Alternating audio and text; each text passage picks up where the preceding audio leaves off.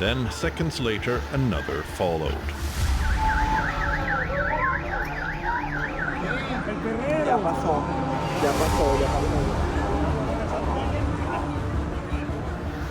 Imagine the ground violently shaking beneath you. Not once, but twice, all within a span of 39 seconds. That's exactly what happened on the 24th of June in Venezuela. The first magnitude 7.2 earthquake struck near San Felipe. Before people could even understand what had happened, a second and even more powerful magnitude 7.5 earthquake struck near Yumare. Not an aftershock, but a second major earthquake. This is called Seismic doublet, one of the rarest types of major earthquake sequences ever recorded.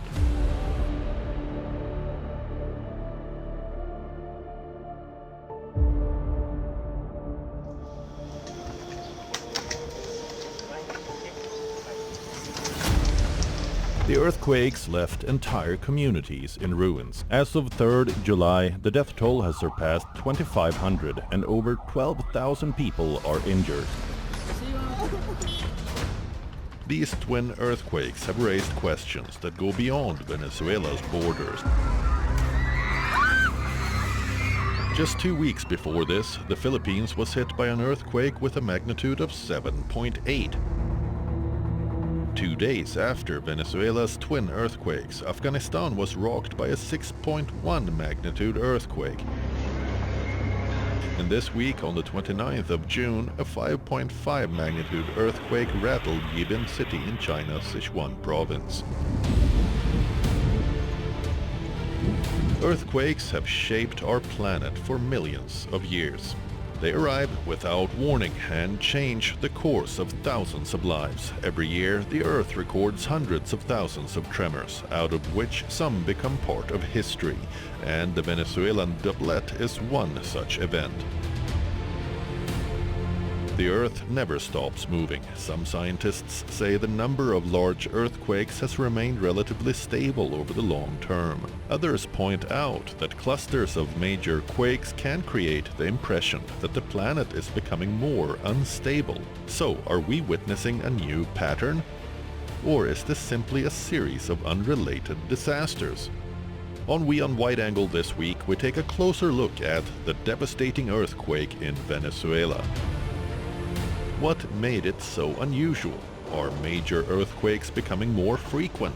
And is there a hidden cycle behind some of the world's biggest seismic events?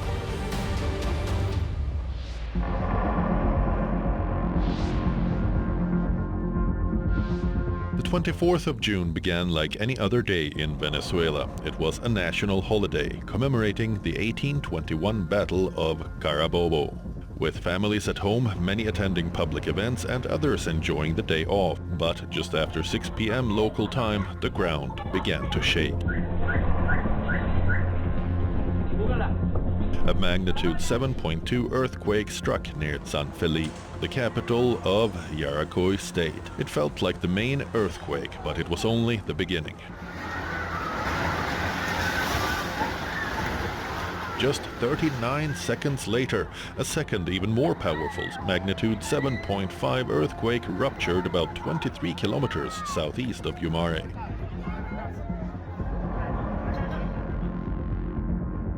The two powerful tremors came so close together that many people could not tell where one ended and the other began. The twin quakes sent shockwaves across northern Venezuela. They were felt far beyond the epicenter, including in the capital, Caracas.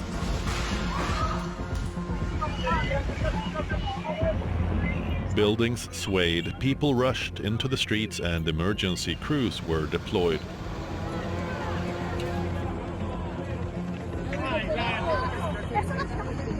As night fell, rescuers raced against time to search through collapsed buildings, while authorities declared a state of emergency in the hardest hit areas. It is one of the strongest seismic events to hit Venezuela in more than a century. Survivors in Caracas recalled the harrowing moments when the earthquakes struck. For residents across the capital, the experience was one of sheer terror, as buildings swayed violently during the quakes. Tuve un aviso del celular, una alarma. I first received an earthquake early warning alert on my phone, but it only gave me about 5 seconds advance notice. By the time I stood up, it had already started. The shaking lasted maybe 14 or 15 seconds, but to us it felt like 3 hours because it was so intense. The building was swaying, shaking very badly.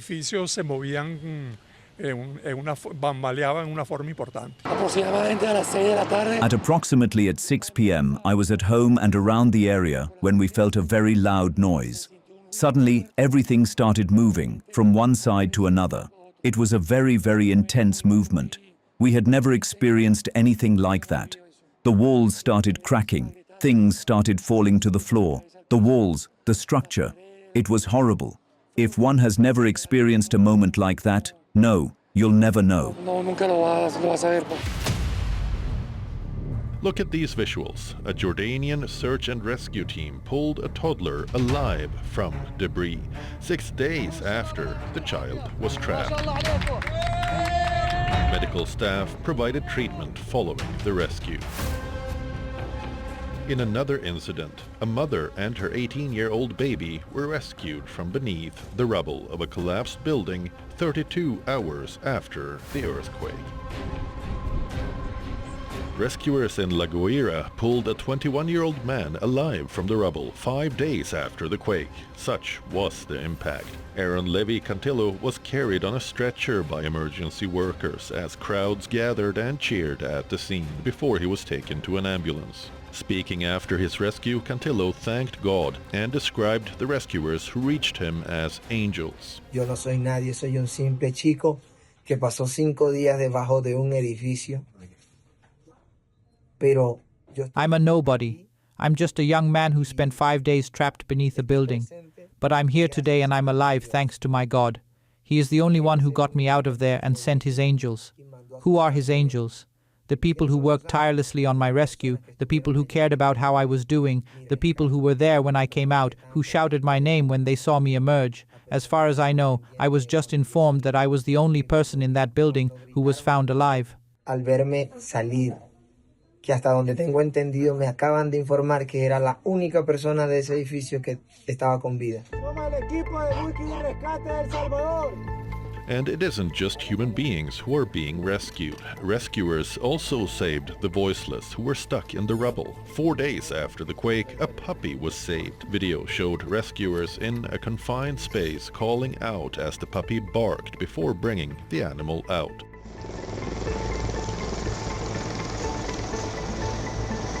The devastating quakes have inflicted deep psychological trauma on the country's people, leaving many too fearful of aftershocks to return home. Numerous people have been forced to leave their homes due to damage or fear.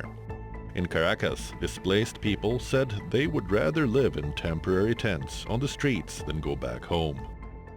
It was truly terrifying at the time, so much so that whenever an aftershock occurs and I feel the tremor, the scenes of the earthquake replay vividly in my mind. The earthquake has left huge psychic trauma to many people because it was so intense. At that time, buildings were shaking strongly. Total chaos everywhere. Everybody was running, including children. Some people even fell down on stairs. In order to provide medical and psychological aid, temporary service points were set up by local medical schools. Students engaged children with interactive activities, while local physicians offered psychological support to the community. The majority of people now suffer from PTSD. This is because they just went through the earthquake and their body has remained in high alert. Anguish and anger gripped the coastal state of La Guaira as families of earthquake victims blocked rescue machinery, demanded access to disaster sites. All that has been left in this trail of destruction is hope. That was the house belonging to my daughter and my son-in-law. They weren't there when the earthquake struck. But sadly, my son-in-law's mother, my ex-wife, and my oldest grandson were there. Since that day, since the tragedy, we haven't been able to locate their bodies. I see that rescue efforts are underway and we'll be here waiting. And scenes of desperation like these can be seen across the affected areas. Residents blocked a truck carrying heavy equipment to demand that the equipment be used in that area, where they were hoping for assistance to continue the search and rescue of victims. I pulled my daughter out from the middle. They will not move until they get her out of there. I have nothing to lose. They can kill me if they want. According to the World Health Organization, Venezuela's healthcare system is under significant strain, with some hospitals damaged and others missing staff after the deadly twin earthquakes. At least 3 healthcare centers are critically damaged and 6 others are damaged or only partially functional. Several healthcare workers specialized in maternity care in La Guaira also remain missing. The shelters and the displaced population also face an elevated health risk due to the low pre-event vaccination coverage and the currently limited access to vaccines. The temporary shelters have been established, including a baseball stadium in La Guaira and 5 sites in Caracas. But to give a bit more, just an example of a situation, the missing healthcare workers create a gap too. Several healthcare workers in La Guaira remain missing, including the official responsibles for the entire maternal care pathway in the area. That means there's immediately created a critical gap in obstetric care. Search and rescue teams from around the world arrived in Venezuela to assist the country's efforts to save people trapped in rubble.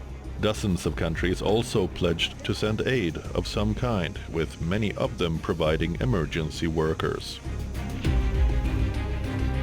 India has launched Operation Amistad, a humanitarian assistance and disaster relief mission in response to the devastating earthquake. As part of the operation, 2 Indian Air Force C-17 Globemaster aircraft departed for Venezuela on the morning of the 26th of June, carrying humanitarian relief supplies and a 41-member rescue team to assist the ongoing relief and rescue efforts. The relief consignment included a self-reliant Indian medical task force, an Indian Army field hospital unit with Hadar pallets and medicines, 30 tons of relief supplies, 6 tons of medicines and medical equipment, and 2 Bisham Cube portable hospitals. The State Department has earmarked $150 million for relief efforts that will go to non-profits and the United Nations. Search and rescue teams from Virginia, Los Angeles, and Miami-Dade County have also arrived in Venezuela.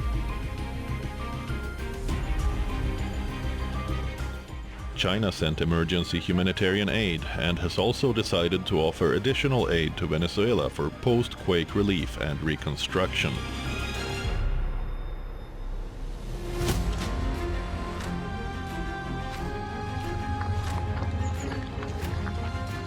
When a major earthquake strikes, it often feels like the planet is becoming more unstable. The U.S. Geological Survey recorded 93 earthquakes of magnitude 4.5 or stronger worldwide between June 19 and June 26, nearly 100 earthquakes in a week. Are earthquakes actually increasing? The question has troubled scientists for decades. The U.S. Geological Survey says the Earth experiences around 20,000 earthquakes every year, an average of more than 50 every single day. Most are too small to be felt, but when several powerful earthquakes strike within a short span of time, it can create the impression that the planet has entered a period of heightened seismic activity. While there is no conclusive evidence that major earthquakes are increasing globally, scientists also caution that the Earth does go through periods when large quakes appear to cluster. And that makes every major earthquake impossible to ignore, because no one can predict when or where the next devastating tremor will strike, and the recent months have been a stark reminder of that. Powerful earthquakes have rocked one region after another. Here's a look at some of the quakes the world has witnessed recently.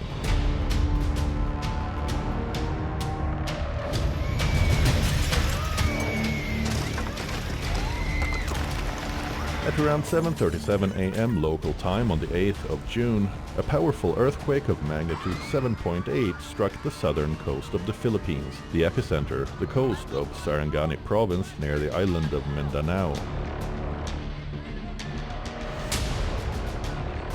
The earthquake occurred at a depth of around 33 kilometers beneath the sea floor. Although its epicenter was offshore, it rocked several parts of the southern Philippines. The initial earthquake was followed by a strong aftershock measuring 6.1 in magnitude. In the hours that followed, more than 100 aftershocks were recorded, keeping many residents on edge and complicating emergency response operations. At least 68 people lost their lives and several others were left injured.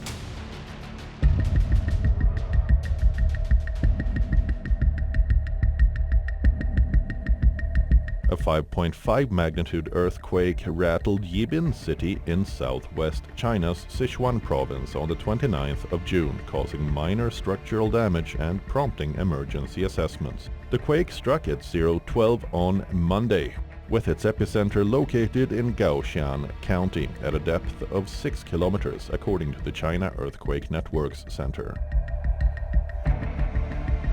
Another earthquake of magnitude 6.3 jolted Haishi Prefecture in China's Qinghai on the 16th of June. The quake struck at a depth of 10 kilometers. Firefighters and armed police force in northwest China's Qinghai province quickly mobilized for rescue, and one trapped person was rescued.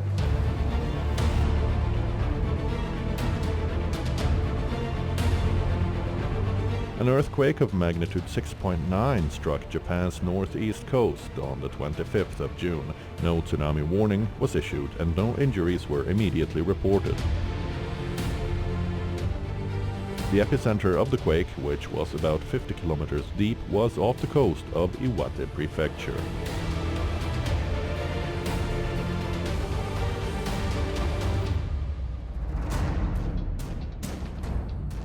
Nearly 95% of all earthquakes occur along the boundaries where the Earth's tectonic plates interact. These major geological faults and volcanic zones are categorized into three primary global seismic belts.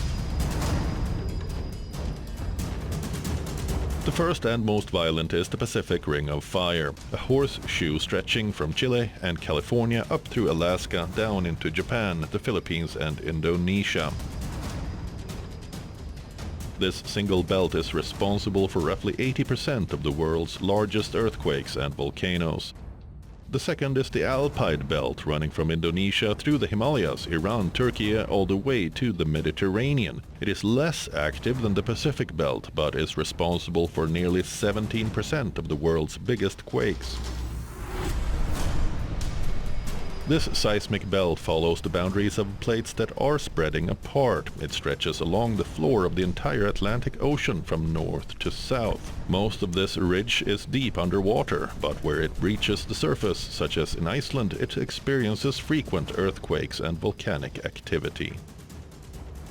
Venezuela sits directly on the highly active boundary where the Caribbean and South American tectonic plates collide. While the Mid-Atlantic Ridge is not directly in Venezuela, it is part of the broader interconnected global tectonic system that affects the region. Let's look at some of the world's major earthquake zones according to their seismicity. While the most notable seismic zones are found on Alaska's central coast, another zone stretches along the coast from British Columbia to the Baja California Peninsula. As we move towards South America, the most active zones here stretch along the continent's Pacific border, and another from the Caribbean coast of Colombia and Venezuela. Asia is a hotbed of earthquake activity. It has witnessed major historical quakes like the Kamchatka Peninsula quake in 1952 that occurred in Russia's Far East, and the Tibet quake in 1950. Central Asia is also included in one of the world's major earthquake zones. Northern Europe is largely free of major earthquake zones, although the risk of seismic activity increases as we move southeast towards Turkey and along the Mediterranean coast. Africa has far fewer earthquake zones than any other continent, with little to no activity across much of the Sahara and the central part of the continent. While the continent of Australia has low to moderate risk of quakes overall, its smaller neighboring island is one of the world's earthquake hotspots, like the Wairarapa quake in 1855. Let's tell you about the Indian subcontinent now. The Indian subcontinent sits on a plate that is relentlessly colliding with Eurasia at the rate of about 5 centimeters per year. India is divided into 4 seismic zones. Starting from Zone 2, which is considered the least active, to Zone 5, which is considered the most dangerous. Zone 5 covers Kashmir region, the northeast, and parts of Bihar and Gujarat. The capital of the country, New Delhi, sits in Zone 4, which is categorized as a high damage risk zone. That's one step below the most severe classification. Do you know why? It is because Delhi lies close to active fault systems, including the Yamuna River Fault and the Sona Fault, alongside the broader Himalayan seismic belt.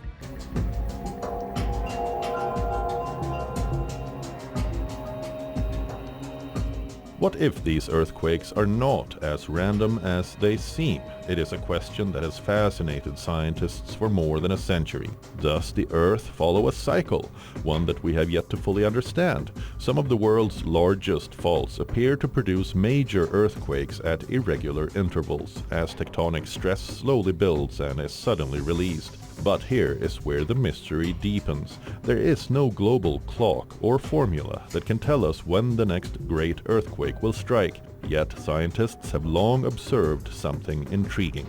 Large earthquakes sometimes appear to come in clusters, followed by long periods of relative quiet. Perhaps the most disturbing fact is that the Earth gives us no reliable warning.